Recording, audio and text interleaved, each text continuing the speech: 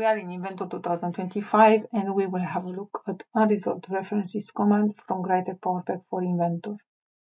This command helps the user to identify missing components in assemblies and from now on also in subassemblies. So you will not need to open the subassemblies in order to fix the missing components. You can do this directly in the main assembly. So we have this subassembly here that it has some components that are not available. We can see that we are in a main assembly, and if we run the command, this will identify the component. It will download them from the content center.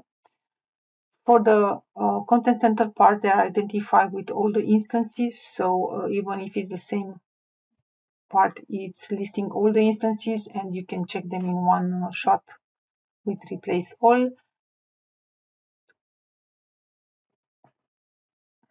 While for the parts, you just need to point the location of the missing part, and that will be replaced directly in your subassembly.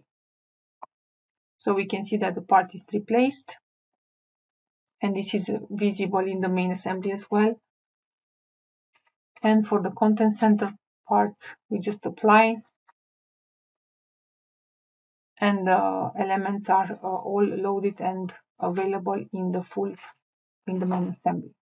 With this command now we can search and identify missing components in assemblies and subassemblies without being necessary to open each subassembly to fix the missing components.